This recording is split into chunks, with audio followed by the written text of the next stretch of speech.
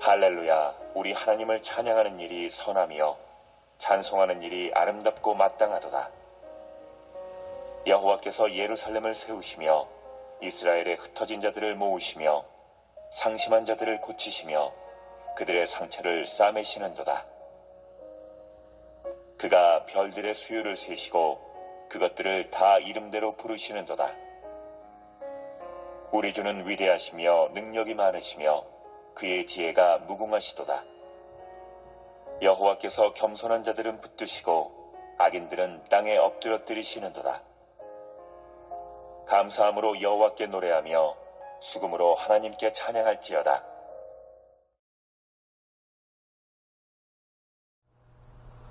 음악이 주는 힘은 참 대단합니다. 음악에는 뭔가 특별한 것이 있는 것 같기도 해요. 음악 치료라는 분야도 있죠. 예술 치료, 더 크게는 예술 치료, 그 안에 음악 치료, 미술 치료 이렇게도 있는데 전문가도 있고 학교에 학과도 다 있습니다. 또 이런 것들을 통해서 정신과나 상담에서도 이제 치료로 사용하기도 하죠. 성경에 보면은 다윗도 음악 치료를 했어요. 사울 왕이 악령이 들려서 막 미쳐 날뛸 때 다윗이 와서 수금을 타고 음악을 들려주니까 그 사울 왕의 마음이 평안해지고 나았다라고 하죠. 음악 치료를 한 거죠, 그 마음을. 음악을 통해서 메시지를 전달하기도 하고요. 음악으로 감동을 줍니다. 음악을 들으면 들을수록 참 놀라우면서도 한편으로는 좀 어렵기도 해요.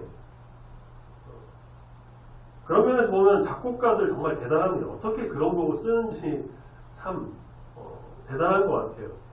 표절이라고 하죠. 따라서 따와가지고 똑같이 하는 그런 검열이 요즘은 더 심해져가지고 함부로 누구의 것을 몰래 베끼지도 못해요. 그래서 그런 곡들이 다 창작인 거죠. 물론 가끔 이제 리메이크라고 해서 허락받고 이전 것을 조금 변형시키는 것이 있는데, 근데 그것도 편곡이라고 해갖고요. 완전히 똑같이 안 하고 악기도 좀 바꾸고 음도 살짝씩 바꾸는 그 편곡도 정말 어려운 하나의 기술이기도 해요. 과거 베토벤, 모차르트, 우리가 잘 아는 슈베르트 같은 하이든, 바흐, 핸델 이런 작곡가들의 곡을 들어보면요 정말 놀라워요. 요즘 나오는 가요도 귀에 멜로디 쏙쏙 잘 들어오고 그런 곡도 다 좋고 그 곡을 쓴 사람들도 대단하죠. 창작이니까. 그런데 클래식하고는 조금 다르죠. 짧은 3, 4분 정도 되는 곡들. 근데 클래식은 워낙 대곡이니까. 제가 클래식을 많이 듣거나 자주 듣는 그런 편은 아닌데 대부분 곡이 굉장히 길고 웅장하고 악기도 많이 나오는 대곡이에요. 피아노만 있기도 하지만 오케스트라라서 수많은 악기들을 사용하기도 하는데 저는 개인적으로는 밴드 음악이죠. 락 음악 그런 좀 장르를 좀 좋아하는 편이에요. 그래서 그런 음악들은 보면은 기타, 베이스, 드럼, 건반 거기에 이제 보컬 조화를 이룬 곡. 어쨌든 이런 음악이 우리가 보면은 사람의 마음에 감동을 주기도 하고요. 그 가사를 통해서 메시지를 전달하는데 그 또 음률과 여러 가지 연주에도 감동을 받기도 하고 듣는 이로 하여금 생각하게 만들기도 하고 때로는 이 음악으로 사회적 메시지를 전달해서 사회적 움직임을 주기도 합니다. 우리 앞서 말씀드린 것처럼 음악 치료를 통해서 병을 치료하기도 하는데 임영웅이라는 가수 다들 잘 아시죠? 저는 잘 몰라요. 사실은 이름만 알지 노래도 들어본 적도 없고요. 잘 몰라요.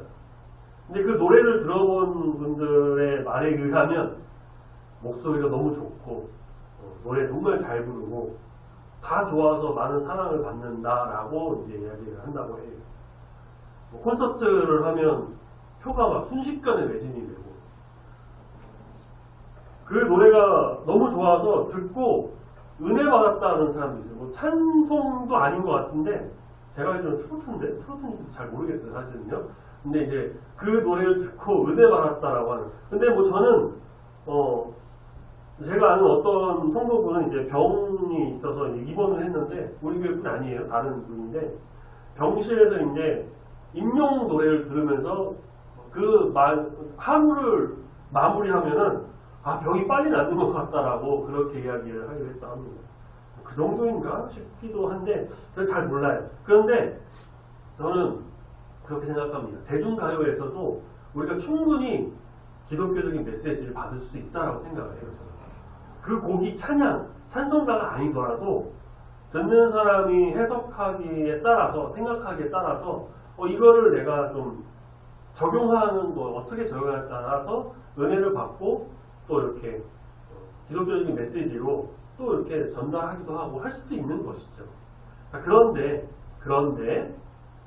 우리가 찬양은 부르지 않고 찬송가는 듣지도 않고 그런 찬송가는 우리가 부르지 않으면서 대중가요만 찾으면서 듣고 사는 것이 그리스도인으로서 과연 옳은가?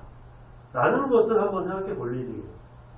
은혜 받기 위해, 주를 높이기 위해 오늘 본문에서도 마땅히 하나님을 찬양해야 한다고 하는 주의 자녀, 주의 성도가 임영웅의 노래, 특정 인물을 지칭해서 죄송하지만 임영웅이라는 사람의 노래라든가 클래식이나 그리고 소위 뉴에이지라고 하는 마음을 평안하게 하고 듣기에 정말 좋은 그런 노래에 빠져 있으면 과연 그것이 오늘 설교 제목에 나오는 아름다운 성도의 삶이라고 할 수 있을까를 고민할 필요는 분명히 있습니다. 아름다운 성도는 찬양하는 사람입니다. 아름다운 성도는 그 생각과 마음과 입술이 찬양으로 가득 찬 사람이에요. 누구를 찬양합니까? 당연하죠. 바로 하나님을 찬양합니다.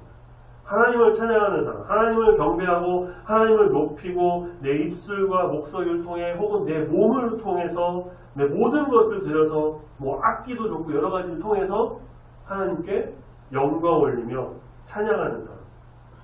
오늘 말씀을 통해서 나는 아름다운 성도로서 우리 주를 찬양하는 사람이라는 것을 확실하게 더욱더 깨닫고 또 결단하면서 오직 주님을 찬양하는 자로서 살아가며 나아가는 우리 모든 성도님들이 되시기를 소망합니다.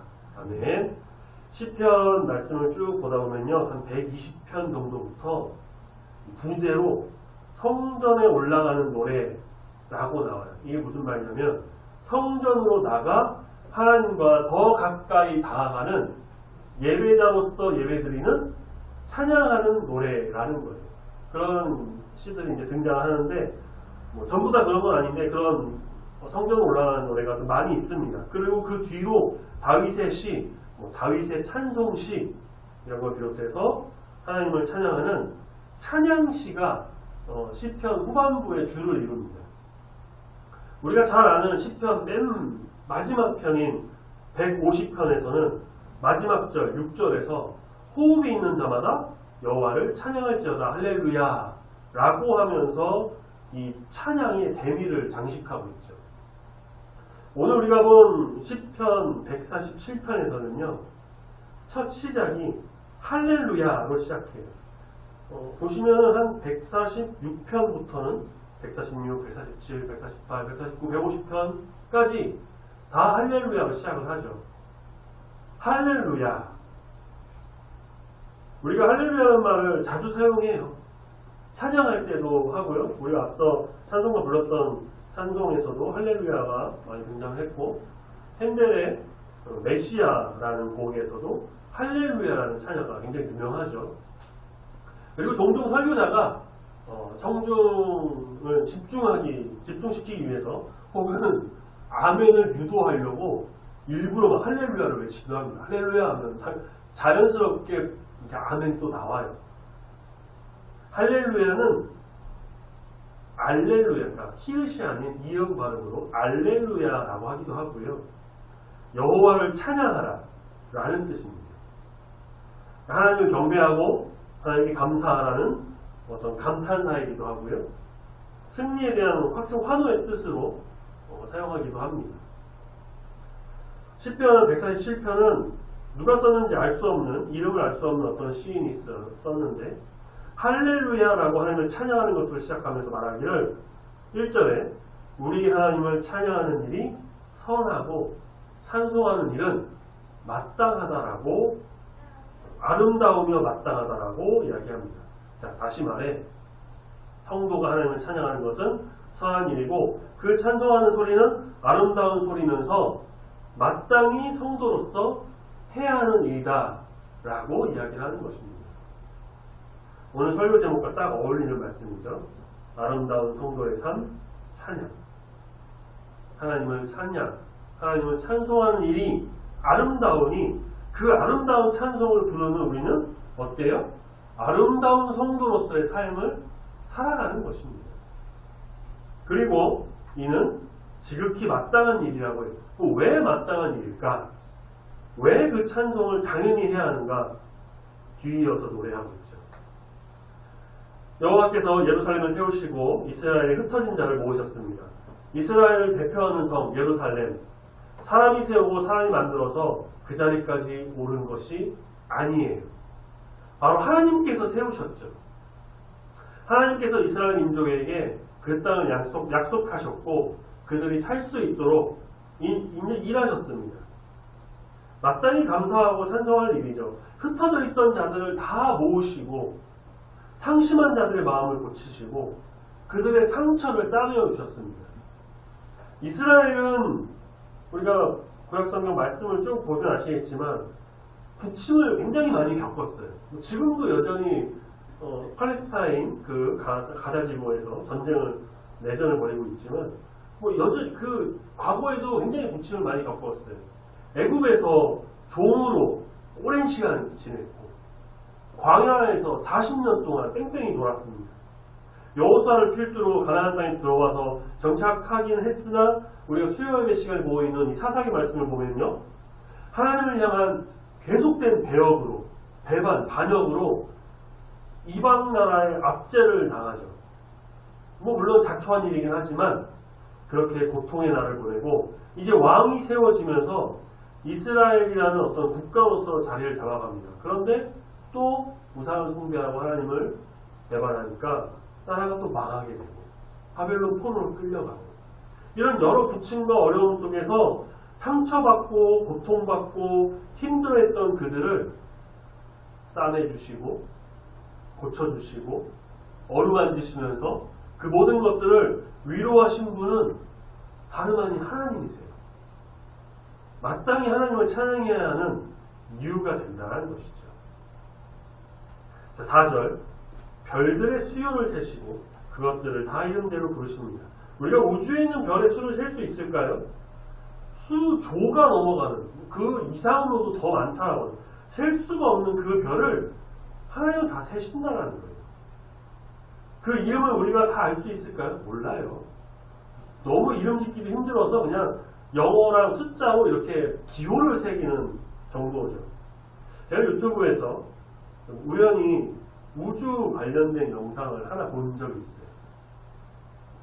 우리 지구가 있는 이 태양계가 태양을 중심으로 수금주와 목토천에 명왕성으로 퇴출됐고 그렇게 8개 행성이 공전하고 있고요.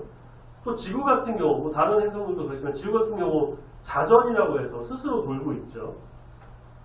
그런데 이 태양계가 속한 우리 은하라고 하는 곳이 있는데 그 우리 은하 안에는요, 이 태양계와 같은 체계의 운집이 수억 개가 있대요. 여기서 더 놀라운 건 뭐냐면요, 우리 은하를 중심으로 태양계는 약 한 3만 광년 정도 떨어져 있는 곳에 있는데 그 태양계가 우리 은하를 돌고 있다는 거예요. 그러니까 무슨 말이냐면 우리 지구가 이제 스스로 자전을 하면서 태양을 중심으로 이렇게 그냥 평평하게 공전하고 있는 게 아니라 돌면서 공전하고 있다는 거예요. 또 돌면서. 우리 은하 안에서 또 돌면서. 그러니까 이 모양이 그 영상을 보니까 나선형으로 계속 돌면서 돌고 이 거대한 지구가 행성이 그냥 스스로 돌고 있다는 것도 사실 놀라운 건데 신비로운 일인데 또 공전을 하면서 우리 은하 안에서 또 돌고 있으면서 그런 게 또 수억 개가 있다라는 이게 우리가 상상으로는 정말 생각하기도 힘들 정도로 너무나도 놀랍고 신비로운 일이라는 건데 그걸 지으신 분, 그걸 이끄시고 지금도 그렇게 돌아가도록 일하시는 분이 바로 하나님이시라는 겁니다. 그 이름을 다 알고 수를 세시고 지배하신 바로 우리 창조주 하나님, 놀라우신 우리 주 하나님 아버지. 그 하나님께서 우리를 지으셨고요. 또 그 지구 위에서 우리를 살게 하고 있으신 분이시니 우리가 어떻게 하나님을 찬양하지 않을 수가 있겠습니까? 그 위대하신 하나님을 찬양합니다. 5절 우리 주는 위대하시고 능력이 많으시고 그 지혜가 무궁하시다는 거죠. 위대하신 주, 능력의 주, 지혜의 주님을 찬양합니다. 고린도전서 1장 25절 하나님의 어리석음이 사람보다 훨씬 지혜롭고요. 하나님의 약하심이 사람보다, 하나님이 아무리 약하다고 해도 사람보다 훨씬 강하다는 거예요. 모든 천지 만물을 지으신 강하고 위대하신 우리 주님, 그 모든 것을 다스리시는 능력의 주님, 지혜의 주 하나님을 찬양함이 마땅하다. 또한 하나님은 겸손한 자를 붙드시고 악한 자들 땅에 엎드려뜨리게 하십니다. 하나님은 악인을 사랑하지 않으시고요.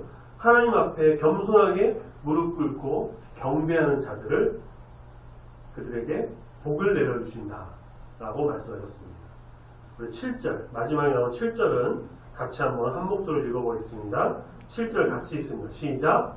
감사함으로 여호와께 노래하며 수금으로 하나님께 찬양할지어다. 아멘. 우리는 이 모든 것에 늘 감사함으로 여호와를 노래하며 모든 것을 동원해서 우리 주님을 찬양하는 자가 되어야 할 것입니다. 악기도 사용하고 여기는 뭐 수금이라고 하나 나왔지만 시편 150편 가면은요 여러 악기가 나와요. 150편에 뭐 나팔, 비파, 수금, 소고, 현악, 퉁소, 큰 소리 나는 재금, 작은 소리 나는 재금 모든 악기를 사용하고 뭐 반주기도 사용하고 그게 없으면 어떻게 할까요? 박수 치고 발 부르고 또 우리에게 주신 최고의 악기가 있잖아요. 우리 목소리, 우리의 입술로 하나님을 찬양하는 일에 있어서 그침이 없는, 멈추지 않는 찬양받기 합당하신 우리 주님, 마땅히 찬양받으신 우리 주님을 높여 경배하는 거룩한 성도, 아름다운 성도 우리 모두가 다 되기를 예수님의 이름으로 기원합니다. 아멘. 제가 아마 몇 번 말씀드린 적이 있어서 다들 기억하실 거예요. 우리가 이 세상에 사는 직업이 사실은 본업이 아니라 부업이고 하나님을 찬양하는 일이 뭐다? 이게 바로 본업이다 라는 거를 아마 여러 번 얼마나 이야기했는지 저도 사실 기억이 나지 않아요. 그런데 아마 앞으로도 여러 번 얘기할 것 같으니까 미리 말씀드릴게요. 여러 번 얘기할 거예요. 또 얘기할 겁니다. 아마. 그만큼 이게 중요하고 우리가 꼭 기억해야 되고 기억만 하는 게 아니라 그렇게 살도록 노력해야 한다는 것이죠. 생업 중요합니다. 먹고 살아야 하니까 돈 중요합니다. 중요하죠. 관리비도 해야 되고 이런저런 우리의 기본적인 생활도 해야 되고 먹고 살려면 돈 필요합니다. 직업도 중요해요. 근데 꼭 그게 아니더라도요. 내가 하는 어떤 일들, 생활, 내 일상, 사회에서의 어떤 하는 일 전부 중요해요. 중요한데 그것은 사실 우리의 본업이 아니라는 거죠. 세상에서는 그걸 본업이라고 하겠죠. 본업, 주가 되는 직업, 주가 되는 일, 그 본업으로 생활하는 것인데 하지만 성도는 어떻습니까? 특히 아름다운 성도라는 우리는 세상에서 주어진 이 본업이 사실상 본업이 아닌 부업, 본업 외에 따로 가지는 직업 정도가 되는 거고요. 우리의 본업은 무엇입니까? 하나님을 찬양하는, 하나님을 높여 경배하는, 하나님께 예배하는 예배자인 것입니다. 하나님 앞으로 나아가는 참된 그리스도인입니다. 우리의 본업은 우주 만물을 지으시고 지금도 다스리시는 나의 삶을 이끄시고 주관하시는 우리 아버지 하나님을 찬양하는 일인 것입니다. 예수님을 찬양하잖아요. 예수님 찬양, 예수님 찬양, 예수님 찬양합시다 라고 우리가 찬양을 하잖아요. 그 예수님을 우리가 십자가에 달려 죽으신 예수의 이름을 찬양해야 합니다. 그게 우리의 본업이에요. 당연히 본업이 부업보다 중요합니다. 나는 부업이 훨씬 중요하네요. 그럼 그 부업이 본업이 되는 거예요. 본업이 부업보다 훨씬 더 가치가 있고 소중한 것이고요.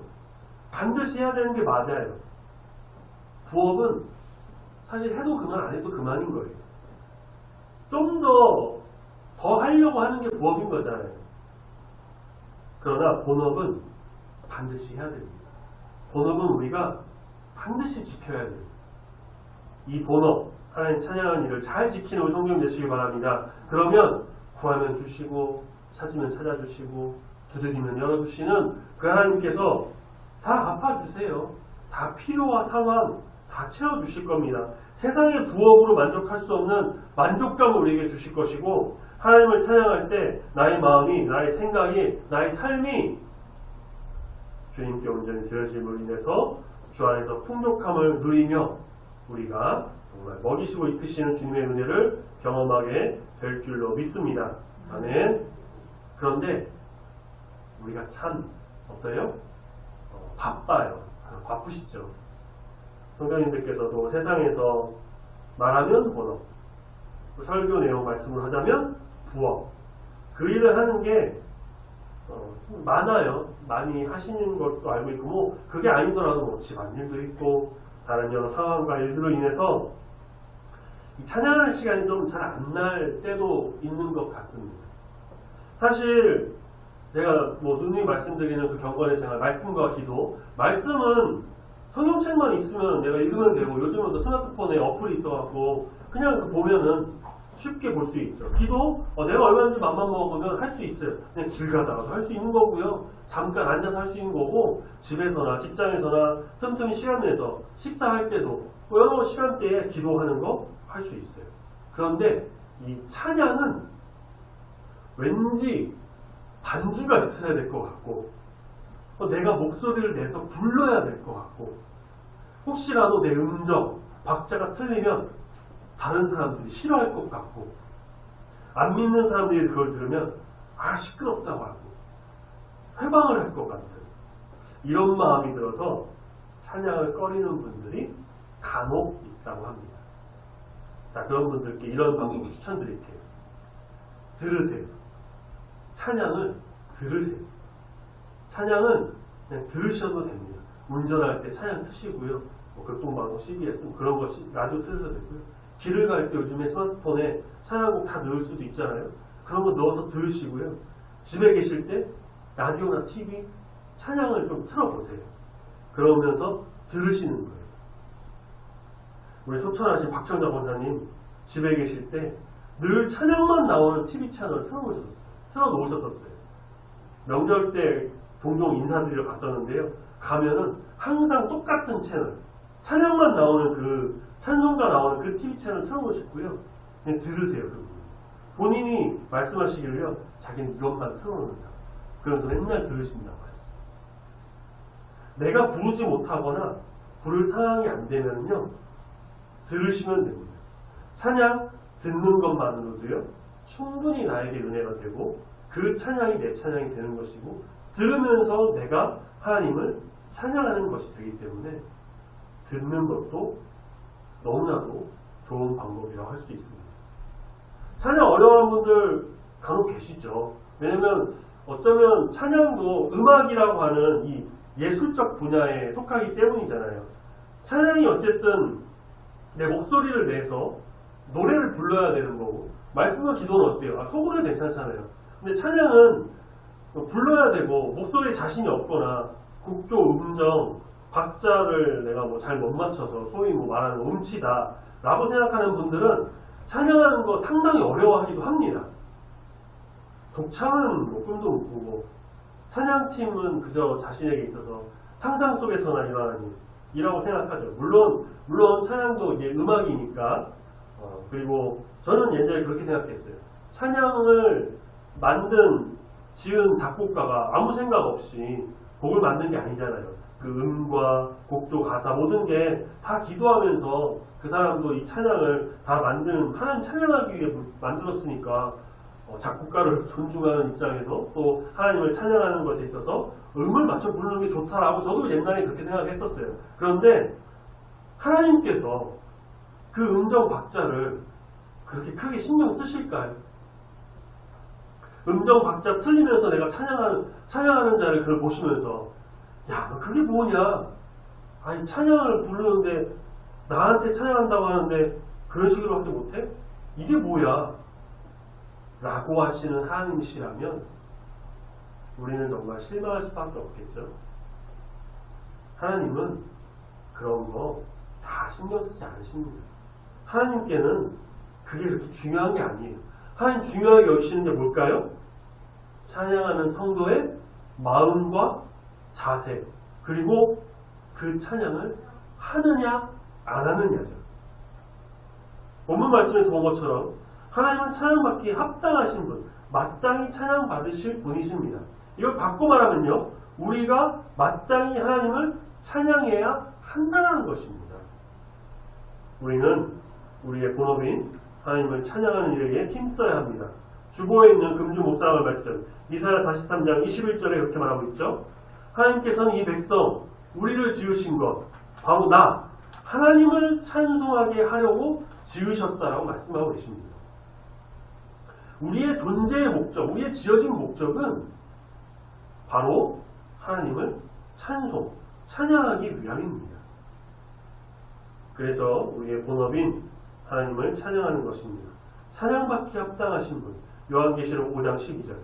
죽임당하신 어린 양은 능력과 부와 지혜와 힘과 존귀와 영광과 찬송을 받으시기에 합당하도다 라고 말씀하고 있습니다. 성가대나 찬양팀 혹은 독창으로 공연하거나 연주회 등에서는 음정 박자 맞춰야겠죠. 연습도 많이 해야 할 겁니다.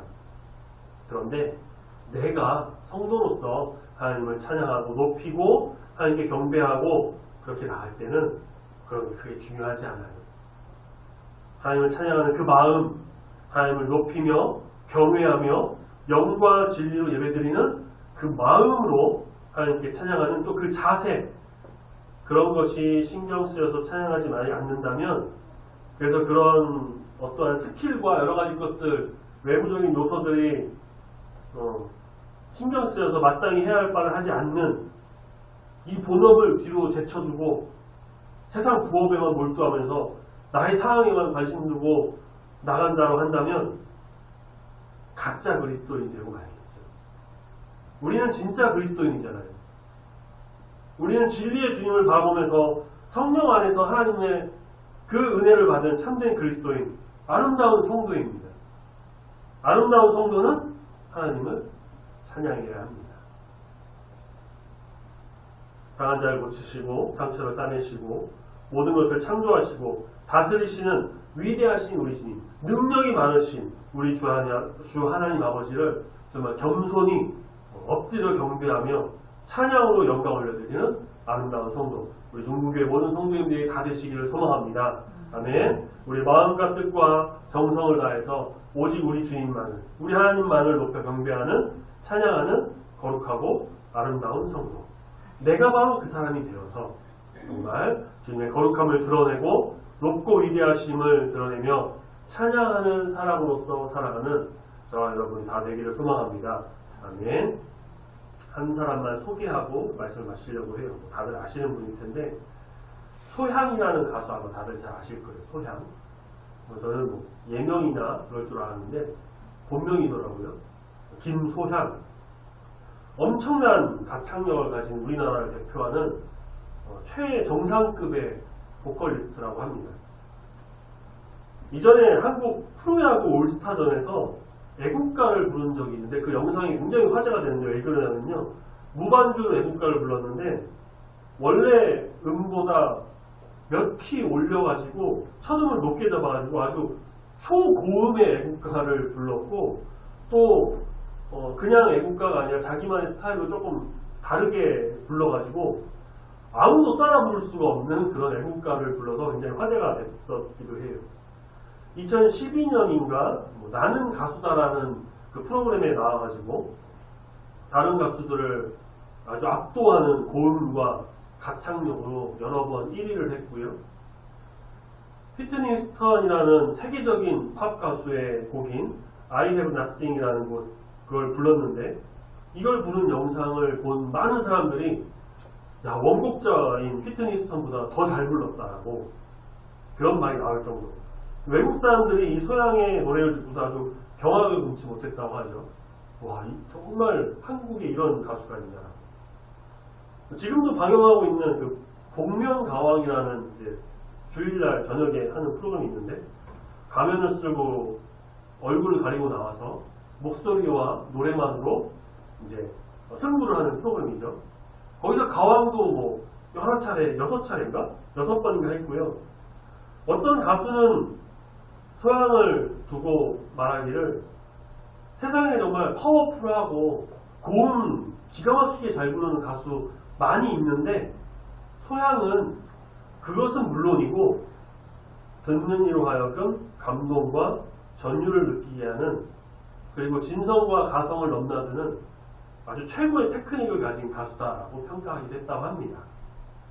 그러니까 단순히 고음만 잘 부르는 가수가 아니고요. 저음에서도 아주 완벽한 음을 자랑하고 듣는 이들이 편안하게 주는 또 목소리를 가지고 있고, 그 음역대도 굉장히 넓고요. 근데 뭐 다들 아시다시피요, 소양은 CCM 가수예요.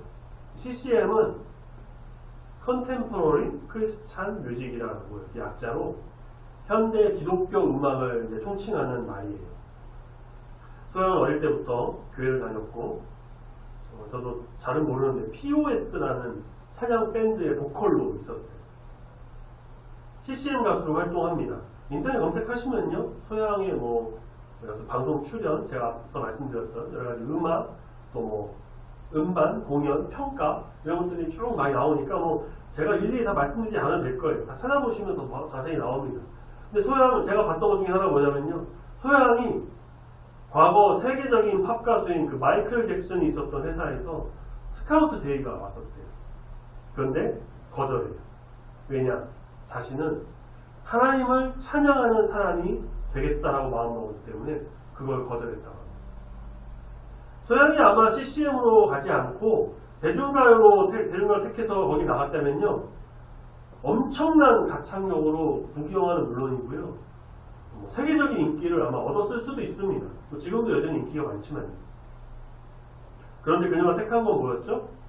하나님을 찬양하는 것, 하나님을 높이는 거였어요. CTS나 본인이 쓴 책에서 더 자세한 것을 밝혔는데 제가 뭘 다 보진 않았지만, 그녀에게 있어서 중요한 건 뭐냐?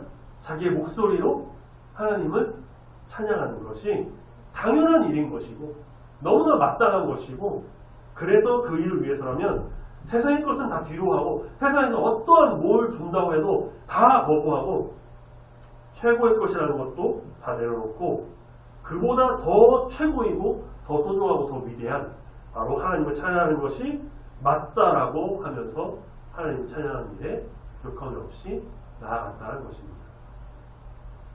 아름다운 성도의 삶이란 바로 이런 거예요.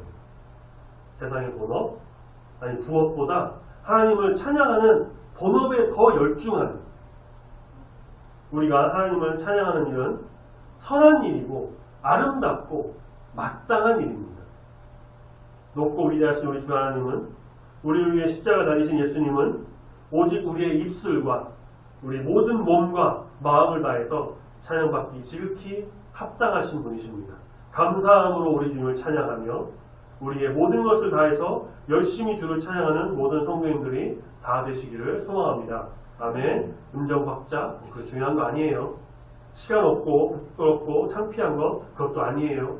어떤 방법이 되었든 내가 하나님을 찬양하면 됩니다. 찬양을 듣기도 하시고요, 또 교회에 나와서 아무도 없을 때 혼자 나와서, 저도 가끔 나와서 혼자 찬양합니다. 혼자 찬양하시는 것도 좋아요. 언제든지 교회 오세요. 교회 오셔서 찬양하시고, 또 아름다운 성도로서 우리 하나님을 찬양하면서 정말 하나님이 기뻐하시는, 하나님이 주시는 은혜를 누리는 우리 중부교회 모든 성도님들이 되시기를 예수님의 이름으로 축원합니다. 아멘. 기도하겠습니다.